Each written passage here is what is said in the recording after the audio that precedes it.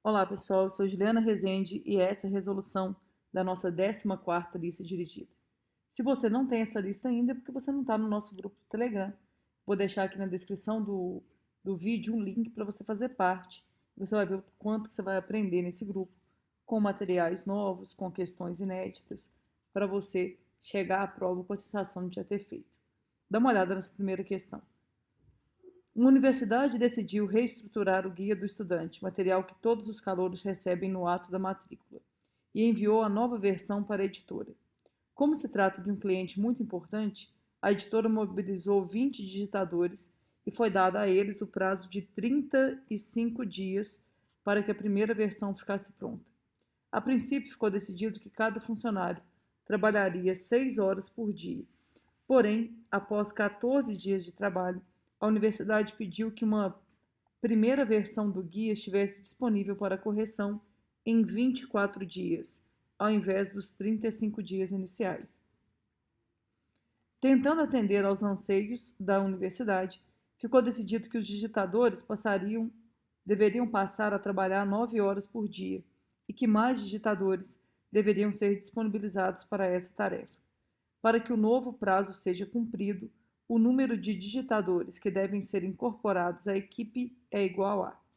Olha, gente, esse aqui é uma questão de regra de três, só que é uma questão de regra de três que é o tipo mais complicado que pode aparecer. Por quê? Porque é uma situação em que o combinado muda durante o processo. Como assim? Tenta entender. Aqui a gente tem quantidade de digitadores, temos também quantidade que eles trabalham de horas por dia e temos quantidade de dias. Então são três grandezas. Qual que é o combinado?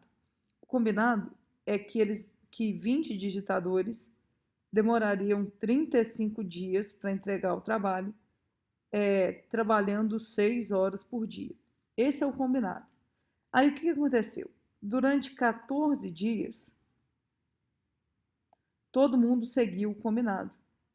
Então, 14 dias foi o combinado, ou seja, fizeram de acordo com o que foi planejado. Se nada tivesse mudado, eles iam trabalhar mais 21 dias e terminariam a tarefa. Por que 21? Porque lembra, o prazo inicial era de 35 dias. Então, eles trabalharam 14 dias, eles trabalhariam 21 dias e resolveriam o problema. O detalhe, gente, é que as coisas vão mudar. Por quê? Depois de 14 dias de trabalho, eles perceberam, na verdade, a universidade, né, pediu para que a prova ficasse pronta em 24 dias, ao invés dos 35. Ou seja, já tinham trabalhado 14 dias. Eles teriam só mais 10 dias para terminar o trabalho, ao invés de 21. E aí as pessoas em geral ficam com receio de como vão resolver isso. Por quê? Porque pensa assim, 20 digitadores trabalhando 6 horas por dia gastariam 35 dias para terminar a tarefa. Aí eles vão lá e fazem assim, ó, quantos digitadores trabalhando 9 horas por dia, porque vai mudar, ó, vão terminar essa tarefa em 10 dias. Só que se você fizer isso, vai dar errado. Por que vai dar errado? Porque o processo já começou. Você precisa entender que parte do trabalho já está pronto. Então não adianta a gente querer fazer assim. Ju, mas como é que eu vou fazer então? Tenta entender. Sempre que o combinado mudar depois de que o processo já começou, você vai ter que pensar no que faltaria. Como assim? Você vai pensar assim, ó, se nada tivesse mudado, os 20 digitadores, trabalhando 6 horas por dia, levariam 21 dias para terminar a tarefa. Então você vai ter que pensar sempre assim. E aí você vem aqui e monta a sua regra de 3. Como?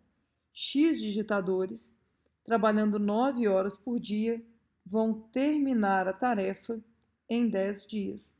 E aí a gente descobre quem é esse X. Só que aí lembra, agora passa a ser uma regra de 3 normal. Você vai ter que comparar as grandezas. Me ajuda. Eu gosto de fazer a comparação sempre usando setas. Tem gente que não usa, tem gente que faz direto. Eu gosto de usar setas. Eu penso assim: antes eles trabalhavam 6 horas por dia. Agora eles estão trabalhando 9 horas por dia. Aumentou ou diminuiu o tempo por dia, a jornada de trabalho? Aumentou. Se aumentou a jornada de trabalho, eu vou precisar de menos digitadores. Alguém pode pensar assim: Ju, eu não concordo, porque o prazo diminuiu. Se você pensar assim, você não vai conseguir resolver. Por que que não? Porque a comparação tem que ser feita de forma independente. Agora eu vou pensar o seguinte, ó. Antes, eles demoravam 21 dias para terminar a tarefa. Agora eles levam 10 dias, ou seja, diminuiu o prazo. Se diminuiu o prazo, eu preciso aumentar a quantidade de digitadores. Então, digitadores e horas, grandezas inversamente proporcionais, digitadores e dias, grandezas inversamente proporcionais.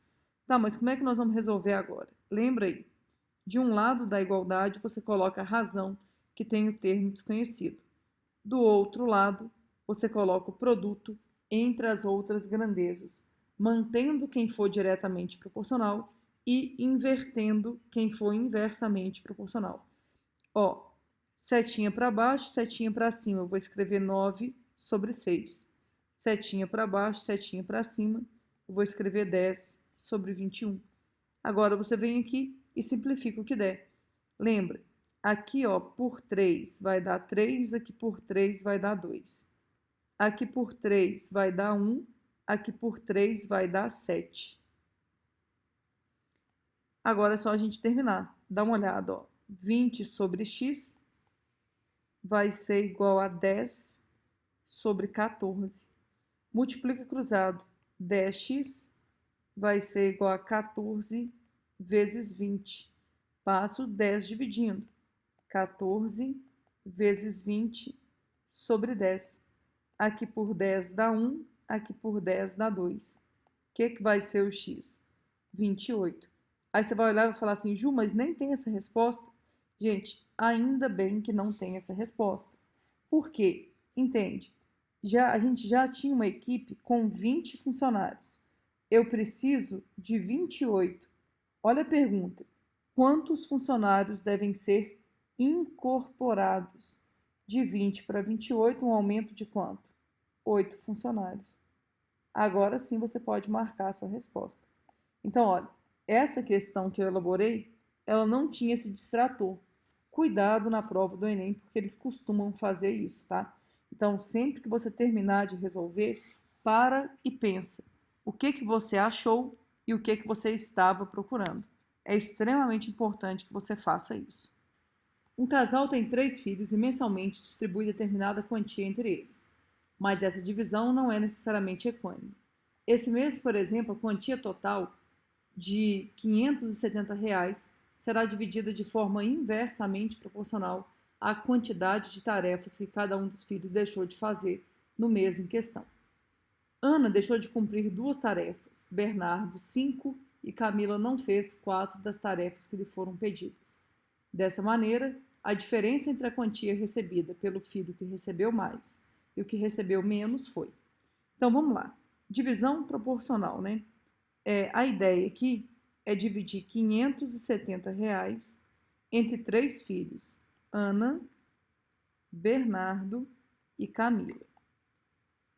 Só, gente, que essa divisão vai ser feita de forma inversamente proporcional ao número de tarefas que cada um deixou de fazer. A Ana deixou de fazer 2 tarefas, o Bernardo deixou de fazer 5 tarefas e a Camila deixou de fazer 4 tarefas. O que você precisa entender? Você precisa entender que a gente não sabe lidar com grandezas que são inversamente proporcionais. Então, o que a gente faz? A gente transforma esse problema num problema envolvendo grandezas diretamente proporcionais. Como?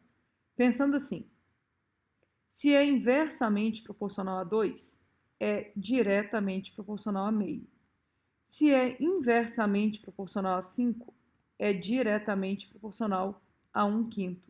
E se é inversamente proporcional a 4, é porque é diretamente proporcional a 1/4. E agora a gente faz da maneira normal, que é o jeito que eu acho mais prático de você resolver, que é você pegar o 570 e dividir pela soma desses valores. Tenta entender a lógica. Daqui vai sair uma constante. A Ana vai receber metade dessa constante, o Bernardo, né, vai receber 1/5 dessa constante e a Camila vai receber 1/4.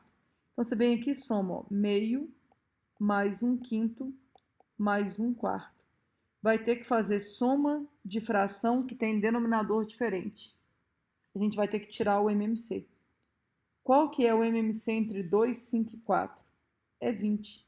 Se você tiver com dúvida nisso, você faz aí no cantinho o cálculo do MMC. 20 dividido por 2 dá 10, vezes 1, 10.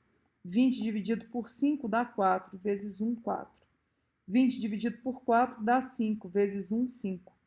Então vai ficar 570 dividido por isso. Na realidade vai dar 570 dividido por 19 dividido por 20. Divisão de fração. Você conserva a primeira e multiplica pela segunda invertida. No caso, 20 sobre 19. Dá uma olhada. Aqui por 19 vai dar 1, aqui por 19 vai dar 3. O que vai virar isso aqui, hein? Vai ficar 30 vezes 20, vai dar 600.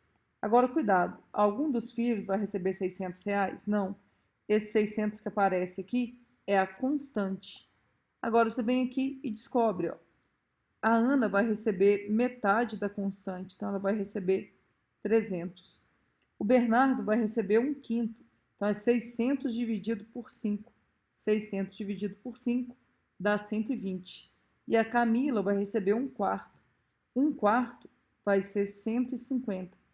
A questão está pedindo a diferença entre o valor recebido pelo filho que ganhou mais e pelo filho que ganhou menos. Então, é 300 menos 120. 300 menos 120 vai dar 180. Resposta correta, letra D. Então, a ideia é você pensar nessa coisa de transformar em diretamente proporcional. E aí, qualquer questão vai ficar fácil de ser resolvida. Vamos para a resolução da nossa última questão. Um agrimensor está fazendo algumas medições em um extenso terreno retangular. Ele sabe que AD é igual a x quilômetros, DE é igual a x mais 1, EC 3x mais 1, DS 10,4 e DC 40 quilômetros. Todo mundo aqui em quilômetro, tá, gente? Ele sabe que ES é a bissetriz interna do ângulo DEC. O objetivo do dono do terreno é instalar uma cerca ao longo do trajeto ABCD, mas para isso é necessário descobrir as medidas exatas dos lados desse terreno. Após alguns cálculos, o profissional descobriu que o perímetro do retângulo ABCD em quilômetro é.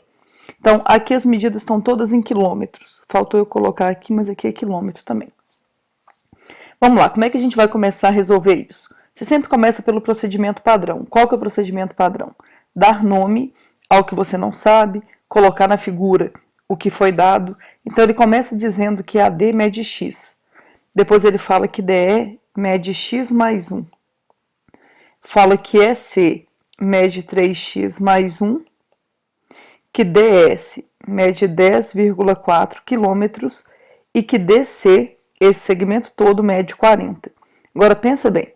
Se daqui até aqui é 40 e daqui até aqui é 10,4, aqui vai ser 29,6. Aí o que acontece? Ele contou pra gente que DS, ES, é bissetriz. Então, esse ângulo é igual a esse. Tenta entender. Ele está te contando sobre uma bissetriz aqui e em momento algum ele te faz alguma pergunta a respeito de ângulo. Isso, gente, é indício de que a gente vai ter que usar o teorema da bissetriz interna. E o que o teorema da bissetriz interna fala? Ele fala que a bissetriz interna divide o lado oposto em dois segmentos que são proporcionais aos lados adjacentes. Então, tenta entender. é assim, ó, 10,4 está para x mais 1, assim como 29,6 está para 3x mais 1. Nosso objetivo é tentar descobrir quanto que vale o x aqui. É só multiplicar cruzado. Tomar cuidado para fazer a conta direitinho aqui, ó. Repara, vai ficar assim, 3x mais 1, que multiplica.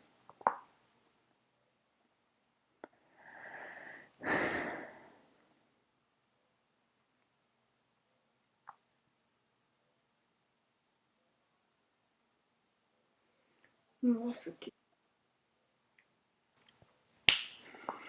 3x mais 1, que multiplica 10,4, é igual a 29,6 vezes x mais 1. Agora, tomar cuidado e fazer a conta direitinho, ó. Esse vezes esse vezes esse. 3 vezes 10,4 vai dar 31,2. Então, 31,2x mais 10,4 vai ser igual a 29,6x mais 29,6. Agora, tentar organizar aqui quem tem x para um lado, quem não tem para o outro. 31,2x menos 29,6x vai ser igual a 29,6 menos 10,4. Fazendo essa conta aqui, vai dar 1,6x vai ser igual a 19,2. O que vai ser o x? Vai ser 19,2 dividido por 1,6. Faz essa conta num cantinho qualquer aí, ó. 19,2 dividido por 1,6. Uma casa decimal, uma casa decimal. 19 dividido por 16 dá 1. 1 vezes 16 dá 16, vai sobrar 3. Desce o 2. 32 dividido por 16 dá 2 e não sobra nada. Então, quanto que vale o x? 12. Agora, cuidado, gente, porque a questão não está te pedindo o valor de x. A questão está pedindo o perímetro desse terreno. Aqui mede 12, esse lado também vai ser 12. Ah, Ju, por quê? Porque é um retângulo. Esse lado aqui de baixo mede 40, então esse lado aqui de cima também vai ser 40. E aí está resolvido o nosso problema, ó. Lembra que perímetro a gente chama de 2p. Então, o perímetro vai ser 40 mais 40 mais 12 mais 12. Perímetro vai ser igual a 80 mais 24. 80 mais 24 dá 104. Resposta correta, letra A. Então, olha, eu espero que você tenha entendido, eu espero mais ainda que você tenha tentado resolver essas questões e eu te vejo na nossa próxima resolução. Mas lembrando que todo dia tem vídeo novo por aqui. Então, um abraço e até a próxima.